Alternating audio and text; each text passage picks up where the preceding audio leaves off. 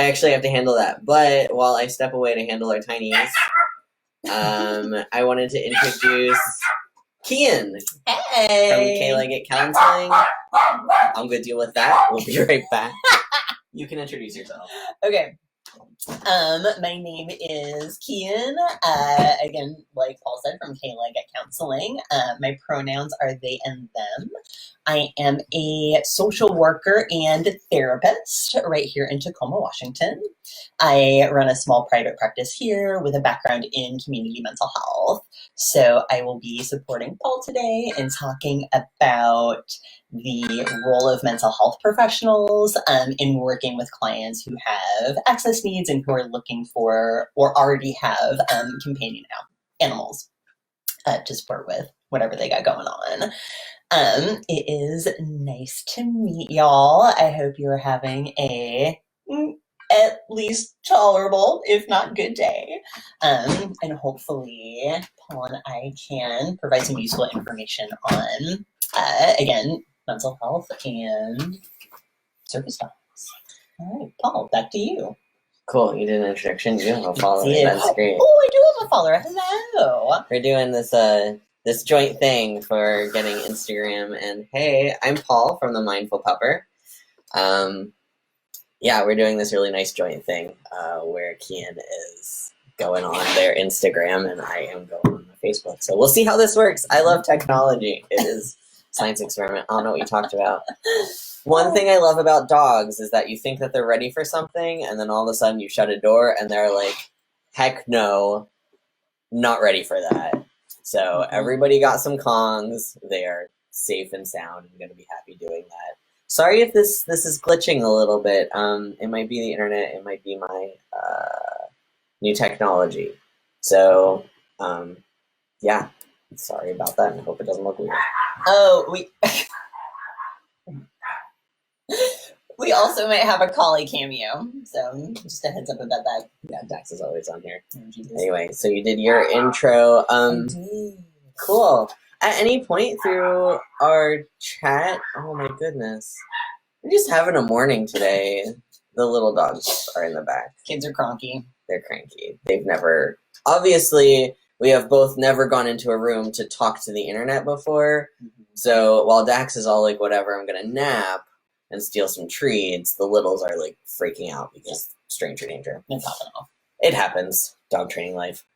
Cool. At any point through our talk, feel free to comment if you have any questions or comments about what we talk about. And then I'm gonna this is being recorded, so I'm gonna share it back later just so people can hop on whatever and rewatch the whole thing. Cool. So what do you want to start with, Kian? Oh, we should talk a little bit about, I think, social distancing, just to make a note for folks. So Paul and I are partners, and we live together. So we're stuck together for the month. Because we both run small businesses, we're all like, we should just, I'm sure we can find a commonality, right? Smoosh it together. Yeah, exactly. So that's what we're doing right now. Cool. So we're not breaking quarantine. Glad that's covered. Practice being safe. Wash your hands. Stay inside. Wear masks. Train your dogs and wear masks. Mm-hmm. Cool. Do you just want to jump into it? Like, so we're doing this. We're going to set up a webinar a little bit later. We're going to have, the one that we've talked about is one for actual professionals to help educate professionals and providers on service dogs, ESAs, and therapy dogs. I don't know about y'all, but I have absolutely run into the issue with therapists thinking that psych service dogs are therapy dogs and ESAs are just kind of all of them. No, right, like, it's a lot. I get it. It's a lot. The laws are unclear and everywhere. And also, like, I thought this was a great opportunity to help educate our mental health providers. So let's dive right in, right? So, Kian. Yes. What is your role in the process? What a great question, Paul. So I'm just going to speak a little bit to my experience in writing letters. So my role in the process is sort of limited, and it's actually going to look different depending on sort of what level of mental health provider you're at. So I hold a master's in social work. So what that allows me to do is write letters of support for ESAs. That does not allow me to write letters for a service dog, because a service dog is considered medical equipment. You actually need a medical doctor to be able to write that letter. So my role is to have that conversation with my client, figure out what it is they're looking for, and how can we provide holistic support, whether that means referral to a trainer, referral to a doctor, or just that conversation between me and the client around what they need. Most commonly, I get asked for specifically ESAs, specifically because people are looking for support around housing and air travel. There have been a few times that I've actually referred out to doctors, but the most part, that's why folks are coming to me. That help answer that? Cool. Yeah, that's great. Cool. Thanks. Are we just doing like interview style? Yeah. Let's do a follow-up question. Yeah. What is your role and experience working with MHPs? What have you noticed? Yeah, so I don't have any service dog clients that I've actually like worked as a trainer with other people, their medical support system, right? I always try to make sure, right, like before we do service dog training, I ask all the questions of like, what tasks do you need, right? And let people disclose the amount of their disability as possible. That said, I do need to know, like, it's really helpful to know what their disability is because I might have some ideas about tasks that they haven't thought of yet. But as a professional, I've never actually coordinated with a therapist to do that, right? All of my experiences is as a service dog handler, coordinating with my own therapist. That said, honestly, I would love it if my therapist and my trainer would just get together and like, what do you see in Paul and how can we make this work, right? My caveat is even though I'm a dog trainer, I think it's always important to seek out another trainer when you're training your own service dog, right? A second set of eyes for me is integral to every part of the process, right? It doesn't mean you need to be a part of a program, but just have a trainer on call to check in with periodically is super helpful because I've found that I might have an idea of a task in my head and I might know exactly how to train it, but it might not be working the way that I need it to work, right? And so having another trainer to brainstorm with me has been exceedingly helpful in that process. But that said, what would it look like if somebody wanted their trainer to talk to their provider? Oh, that would be so good. Yeah. Dog training is not my area of expertise, right? If someone comes to me being like, I have this thing that I need help with, like right off the bat, I may not necessarily know, like, is this something an ESA could do? Is this something a service dog could do? I've consulted with Paul a lot about what does this actually mean for the client? What do they actually need? And also going into the mental health side, into a little bit of and sort of ethical stuff. And again, we'll talk about it more in the webinar. Something that's important to me is that my client is in a place where they can train and that they can take care of their animal, right? So both medical equipment and also living creatures, right? And folks who need support around mental health stuff may or may not need support around like how to take care of this creature, how to train this creature, what happens when things go wrong in training, right? How can we support you in rolling with it? That's the thing that I found, like as a trainer and as a service dog handler, when training your dog, one, I think that you get this dog with a lot of expectations that like, even though you know service dogs aren't magic creatures, you kind of have the expectation that it's going to be a magical creature. And in line with that, like part of the training process is that your dog is going to have to eventually go to places that stress you out. So you need a support system or coping skills in place to be able to go to stressful places to train your dog, right? Even though you're under duress. And this is like further along in the process. I am do not, if the mall stresses me out, I'm not taking a puppy to the mall, right? The puppy is not emotionally ready for the amount of stress I'm going to be under for that situation.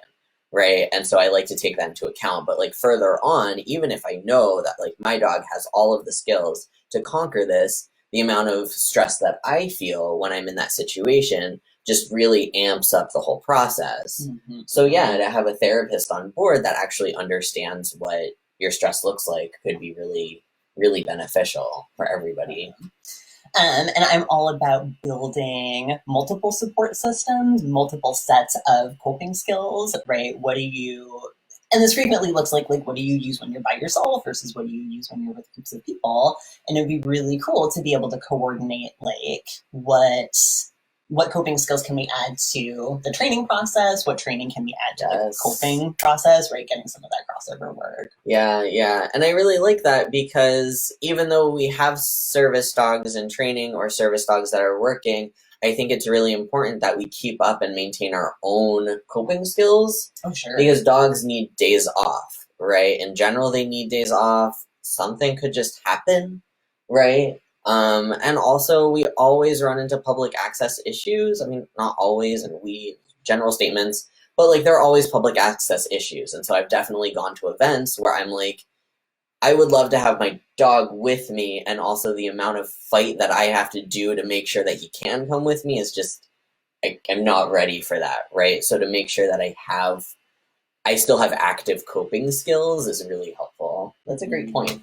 I love the concept of holistic work, right? The amount of people that can work together to make sure that somebody, like an individual, can succeed in life, right? And like, I mean, service dogs being medical equipment, right? Like, I also try to take into account, for me, I wish there was more content out there bringing mental health professionals into the service dog conversation. Yes, Kate, we're working on it, right? Like every step of the way, we're going to try and do this. But I know for me, the amount of desperation I felt when I finally realized that a service dog was a good fit for me, right? Like, if more people were aware of that, right? And for me, like, I think utilizing community and a holistic look at care and success really needs to take all of that into account, right? Mm-hmm. Just something that I've noticed amongst the therapist community is that I don't see a lot of gray area. I see a lot of folks who are like, hardline, absolutely not. I'm not going to write a letter. Like, no ESA, no referral to a doctor for a service dog. Like, nothing. I don't do it. You can wave to your people. I can wave to my people. Okay, sorry. Thank you for helping me know. Technology. If I could wave to y'all, I'm going to wave to y'all. Yes. Yeah. Cool. Or people who sort of just like hand them out, no questions asked. And again, this is sort of an ethical thing about access needs as well. But I'm setting that for a different conversation. What I don't see is any of the middle ground, and I think we're really missing an opportunity to say, like, yes, I'll write your letter, I'll support your access needs, and also how do we build a relationship with the trainer as well? Yes. So how do we incorporate that? Yeah, absolutely. And that's kind of what I want to like hope to do as a trainer is empower therapists and like, I mean, also just business professionals in general to ask the right questions. You can find out more about what somebody needs without being like, what's your disability? Hey, Emma, can I wave back at you? No, but I see you wave. Okay. Playing with tech moment. Okay. Right. Is that you can inquire about the task somebody, I mean, this is how I approach new clients, right? I'm not like, okay, are you disabled and what is it? Right? I'm like, cool, can you tell me more about the tasks that you've thought about? Right? And within the process of building up trust and a relationship in that 30-minute consultation, then I really get an idea of what they're looking for. And if they want to self-disclose at that point, that's great. If not, I can still, as long as I have a core understanding of what their needs are and what kind of dog they're capable and want to care for. Not everybody wants a puppy. It's a lot. Then I can go and I can help them further along, and then we can have the harder conversations later of have you talk to your doctor and that type of thing, right? I have like the steps, the legal steps that I like to do, but one thing I really want to do is bump up the conversation with providers, right? So that they feel more confident having these conversations, and it's not just a default, oh, you need a leather, yes I can, or absolutely not I can't, right? Instead, like, it needs to be a conversation on my end, right? Because a lot of people just aren't as educated. So learn this in therapist school. Yeah. Right? We have to go out of our way to get training on TSAs. We just don't know. We don't learn this in disability school, right? Like, nobody ever was like, you're disabled now. Here's some of the things that can make the world more accessible to you. Wouldn't it be cool if somebody did that? But nobody does, right? So we go around struggling and we find anecdotal information on the internet, and then we kind of start to make this mushy amalgam of what the fairly vague laws. I mean, I know they're clear to some people, but I find them pretty vague. All three of them, right? We've got the ADA, the FHA, and the ACAA that are different. All categorize assistant animals differently. So that's a thing that I think that we really need to work together to progress to. We were going to talk about, man, this was good content. I normally do a recap, but I just can't. I'm going to have to watch this again and then make some notes. But we're going to be sharing this on both of our pages because I think we should keep this up for sure. If you have questions or comments, please feel free to ask. Or you can always message me afterwards and be all like, hey, this thing, right? And I'm enjoying this, so we might do this again before our official webinar or just keep it going. What else?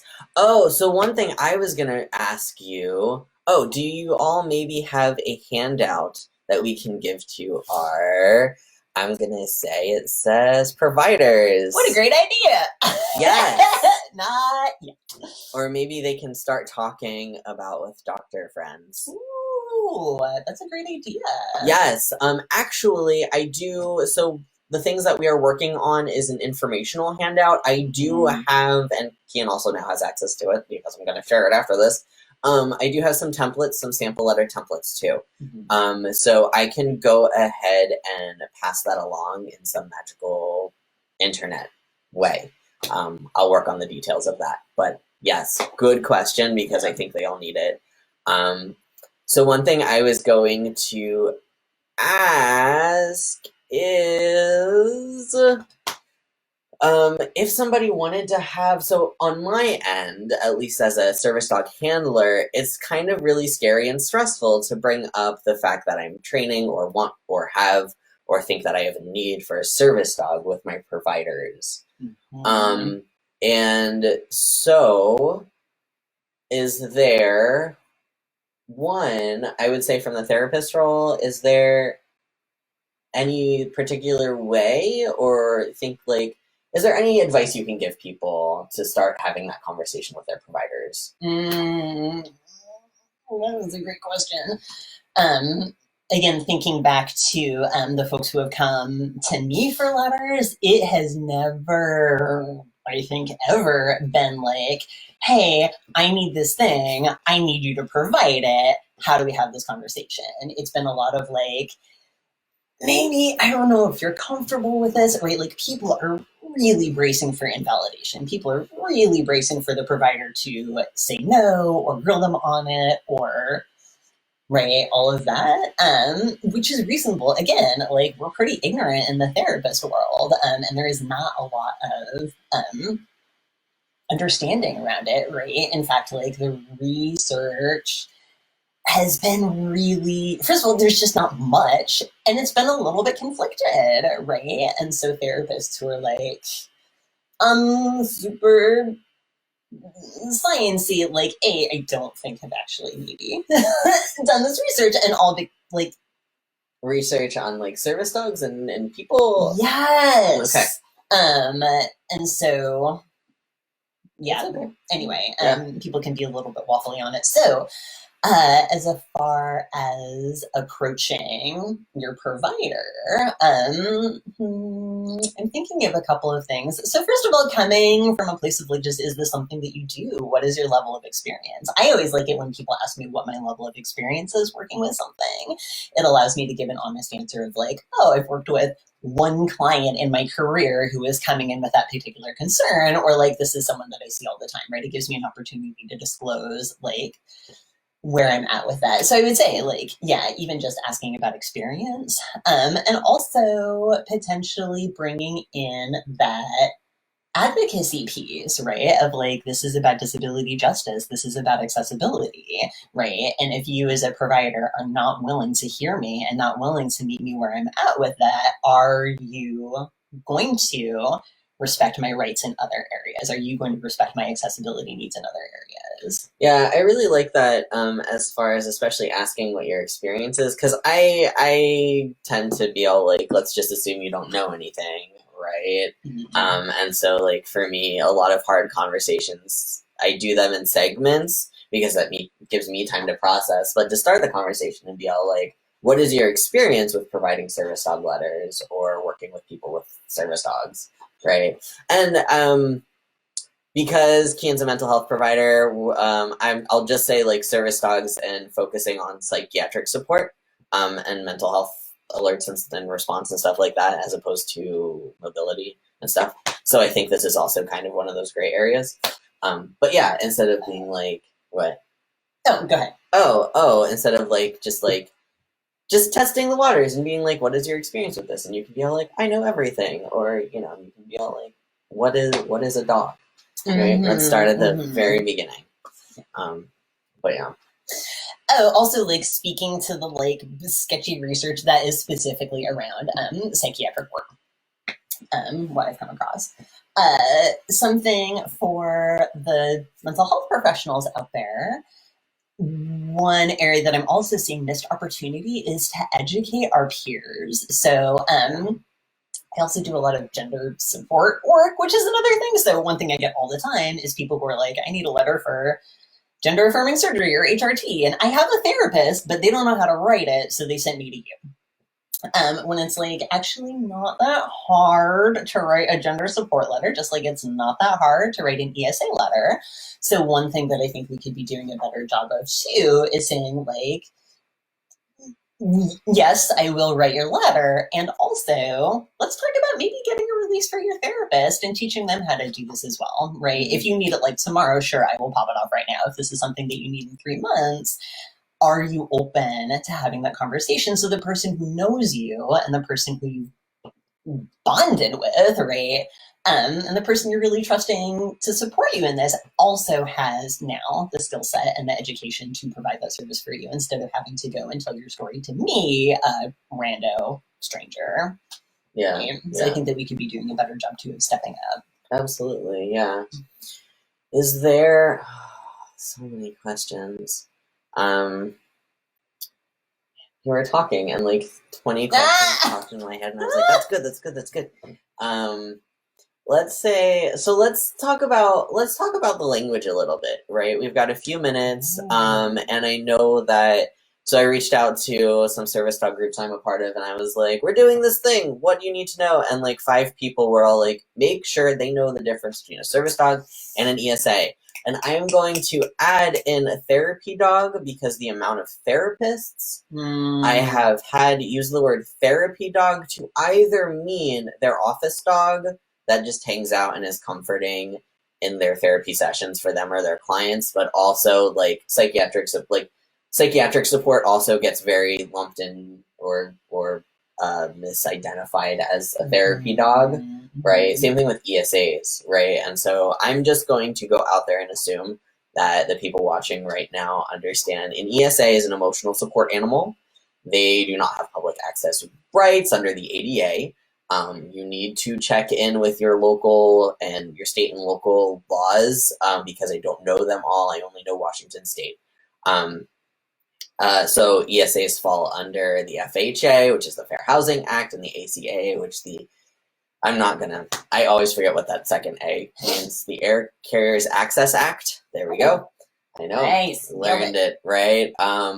So ESAs, we got that, right? Service dogs and psychiatric support dogs are the ones that really, the ACAA conflates ESAs and psychiatric support dogs, where mental health providers can provide letters for them, right? But can't necessarily provide letters for another type of service dog, right? It falls under assistance animal.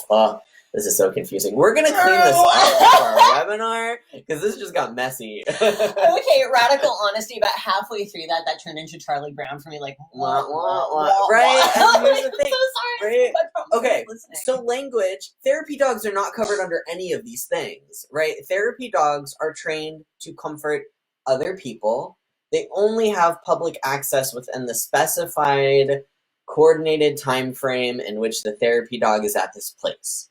Therapy dogs visiting libraries have public access into that library with the handler that they have been certified with for the hour or 2 hours that they've been booked, right? That therapy dog does not then have access to libraries, right?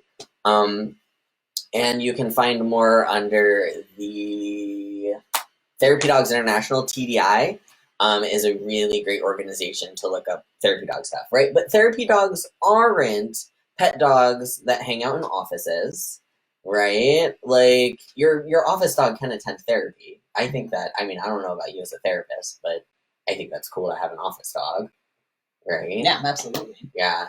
And what was I going to say? Your therapy dog is not is not a service dog, right? If you're a therapist that needs a service dog, right? I mean, I commend you for navigating that space because I think that is really hard, right? And I've trained a couple of service dogs that are of a therapist that go into the therapy with them, right? And so training to navigate that space and teaching the dog when it's on and when it's off, like that's complicated space to navigate, right? And so I commend you, like, people that do that, right? It's challenging. That said, right, like, still not therapy dog. And I've had therapists be all like, oh yeah, you're therapy dog. And I'm like, no, the dog that I'm training, how many times do I have to say this? No offense to my amazing therapists that are out there in the world. I love them, but also, why? Anyway, so in our webinar, we'll also delve more into the language, and provide, those nifty categorizations of like what laws certain dogs fall under and what the training looks like. Maybe we can talk more about like the training process later in the next one. I would love that. Because I would love to work with y'all that are watching this and watch this later. I don't care when you watch this. But like what would your ideal be? Would your ideal be if your therapist could work with your trainer, and really kind of coordinate and help build up the holistic approach to understanding tasks? Or are you like, no, I want my therapist. I'll do a poll later. How about this? But like, you could be like, no, I want my therapist completely hands off. That's none of their business. But yeah, like, think about it and comment, and maybe we'll do another one on just kind of like the training process and how we can be more supportive, and work together around that. Yeah. I had a question about advocacy for you. Sure. If you were comfortable disclosing, as someone who has personally gone through the process of requesting support from providers, are you comfortable sharing a little bit about what was helpful and what was less helpful in terms of provider response? When talking to oh my gosh. Okay, yeah. Can I tell you the least helpful conversation I ever had was actually with my doctor. It wasn't with a therapist. I've had some pretty unhelpful conversations with therapists too, though. But I haven't had a letter, an official letter. I've never needed one for housing. None of my dogs have been trained enough to do flights. And so I haven't had to request a letter. I like having one, but I don't pull them out when there is a business conflict because it's none of their information. And I don't want them to get in the habit of requesting support letters every time a service dog approaches, right? I think that gets a gray area with certifications and stuff like that, which I'm just not going to talk about. So when I first went to my doctor, and this was like after I had already started training my first dog, who just didn't work out, I got my puppy, and I was like, cool, this thing, can you provide me a letter? And he's like, yes, I will write you a letter for a companion animal. And I was like, no, it has to say service dog on it. And also, he asked no other questions. In fact, he might have giggled a little bit and been like, yeah, I've done those before, companion animal. And so that was the least helpful response ever. I did get the letter because I just wanted it at that point. But then I also changed providers because that was really impersonal for me. I mean, I don't want to giggle in a response, and also I want somebody to talk to me about what the animal does for me. I think that that is a necessary part of the process, even if it's uncomfortable conversation. I want people to ask. I want my providers to ask what the animal does for me. I don't want strangers to ask that. I would say from therapists, it's really the language confusion that I get most frustrated about. Like when I say service dog and they come back and say therapy dog, and then I feel like I've had to do this a few times, right? And I feel like that really doesn't take my needs seriously. And it also shows me that they didn't take the minute or two after our session to quickly look it up or ask for help from other resources, right? I think that there are a lot of good short infographics that at least tell you that a service dog and a therapy dog are different things. I know some really good resources for psychiatric service dogs in particular that kind of just outline tasks, right, and what dogs can do. And so I feel like it would be a quick search to just be all like, oh, these are different things. But I think that is not. I also just straight up had somebody be all like, okay, and what do you want from me? And like I was just trying to tell them so they knew what one of my coping skills was or one of my future coping skills would be. Right? I just wanted to be like, I'm doing this thing because this is part of my coping skills for public access. Right? And they were like, okay, so what do you need? And I was like, I need you to know that. Right? Yeah. I think some of the more helpful responses I've had is one of my therapists invited me to bring Dax as a puppy, my prospect puppy in. And so that opened the conversation of, yes, thank you, and also, like, how do I know when he's ready? I mean, I know when he's ready, right? But, like, when is a dog ready, right? And what does their space look like? And it let me inform my therapist a little bit more about the training process. I've never had anybody ask about tasks, and I really wish they would. Right? I think the only way that the task conversation was furthered is because my therapist inquired more about it. Nope, that's a lie. Is because I brought it up repeatedly, and then we would talk more about it, and now she'll inquire about it a little bit. Yeah, I've never had anybody ask about tasks, and I wish they would. I wish they would from a training professional that, like, I wish that when people went to their medical providers and was like, service dog, the medical provider would ask about tasks. Because I find a lot of times as a dog trainer that does this, I'm the first person that's asking this to them, which I'm okay holding that space. But when you're at the point where you already have a puppy, you need to have an outline of what tasks. Like in all reality, and I know some people just stumble upon magical puppies and amazing dogs that it really works out. But when you're searching for a service dog, it's helpful to know the tasks you need so that we can find the right dog. Right? And so I get a lot of people that already have the dog, don't know the tasks, and they have a letter from their medical provider. And that just makes some of those conversations harder where, your 3-pound Chihuahua might not be able to provide the alerts that you want, right? And we can work with that. And also, next time around, let's list out the tasks first, right? I also think that task training is a good way to keep track of your needs. I have found that a lot of disabilities change over time. Either you need, I'm just going to say different. Sometimes you train tasks and you find you don't need them as much as you used to, right? I'm also going to say sometimes you train tasks. So my first dog was a terrier and he's tiny, right? And he did really good psych alerts. That was a solid for him. But then my chronic pain started getting worse. And there's no way in heck he could provide, like, no way he's providing any sort of mobility or anything, right? And so I realized that, like, my needs changed and the dog that I needed changed. But if you're keeping up the task conversation with your medical provider, you can tell them, I'm finding that my dog is not supporting me as much as they were, right?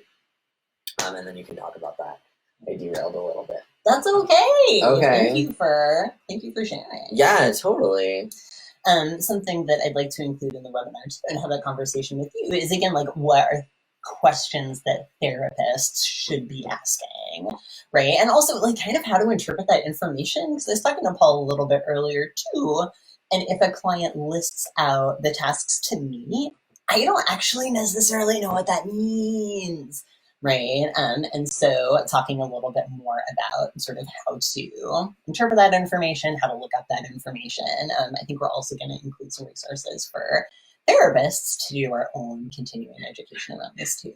Yeah, and I think a core about tasks too is that under the ADA they have to be trainable tasks. So even though if the presence of a dog or them just being a dog provides you comfort and is relaxing for you, that's actually not a trainable task, right? The presence of a dog is not something that you train, right?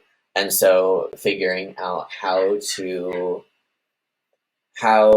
one approach like what tasks would be helpful and also which of those tasks can you train, right? You don't, I mean, I don't expect any therapist to know how to train a task, right? But I think that key point is that it does need to be trainable, right? And so that's where, I mean, I think that I enjoy just having dogs around, right? But knowing that their presence alone isn't enough to qualify as a service dog, right? Yeah, cool. So we're pretty much at time. Max had a grumble to explain that. Yeah, is there? I mean, thank you for all the awesome questions and comments, and for following along for so long.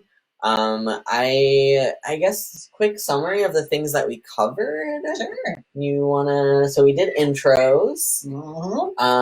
That we did. We talked a little bit about how trainers and therapists can start working together a little bit more.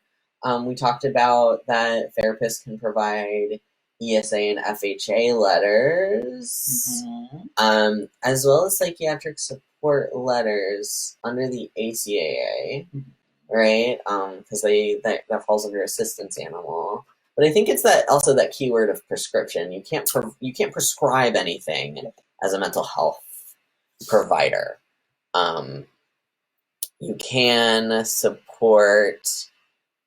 Oh, can you provide links to proper? Oh my gosh! Whoops! Y'all, we missed some comments. These were not popping up. Okay. Oh, okay. Jeez. Okay.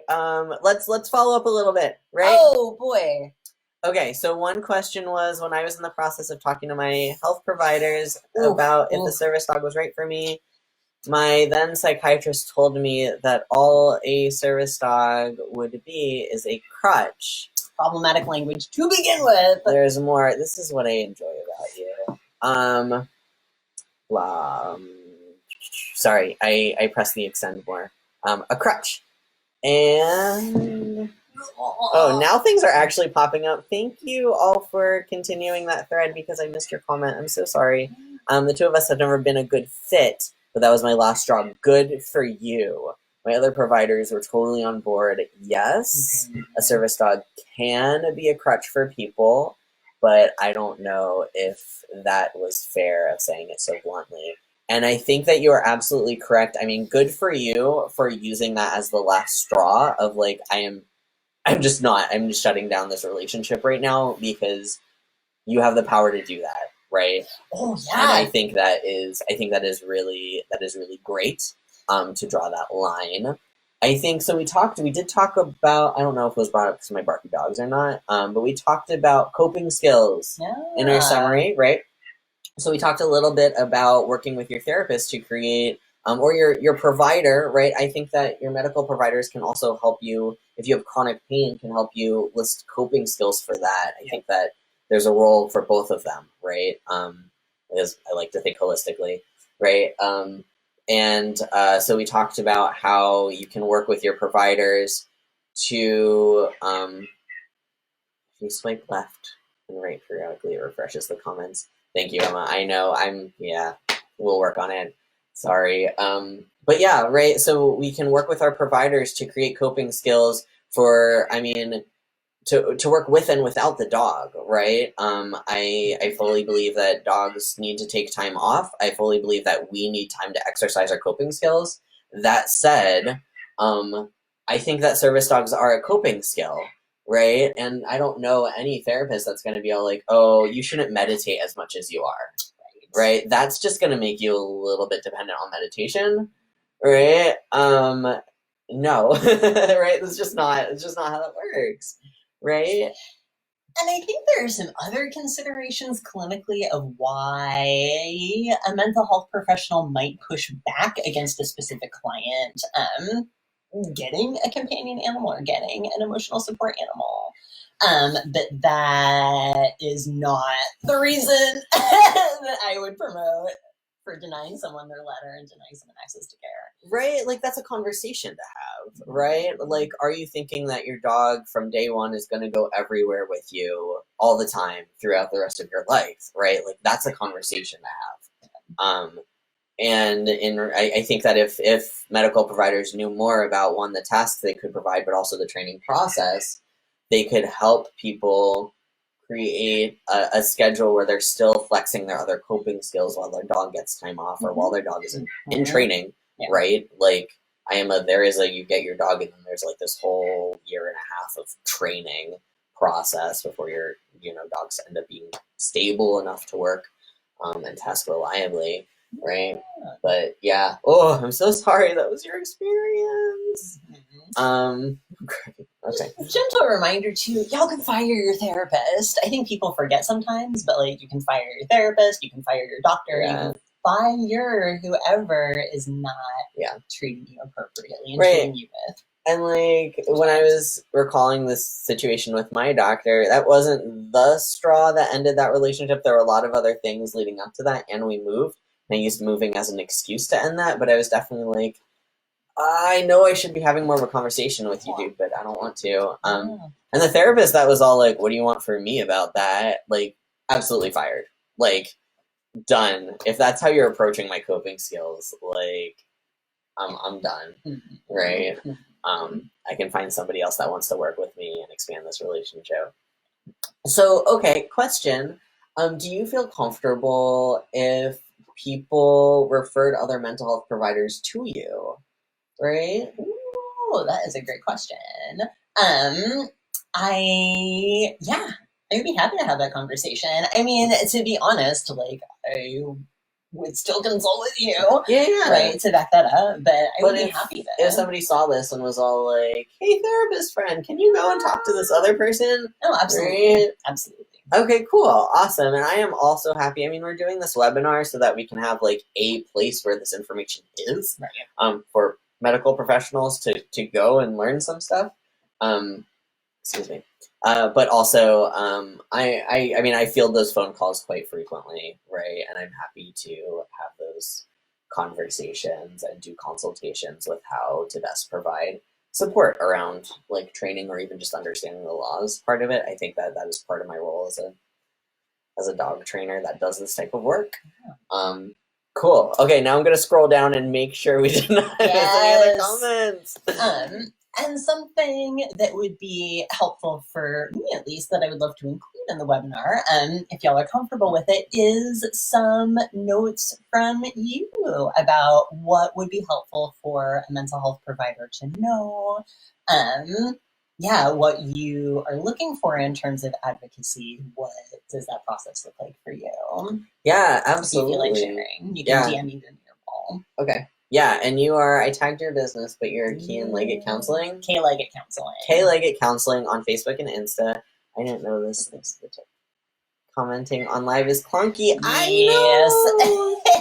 Yeah, I'm also getting kind of glitchy feedback on my computer, so hopefully that's not in the recorded video. And we can all have these conversations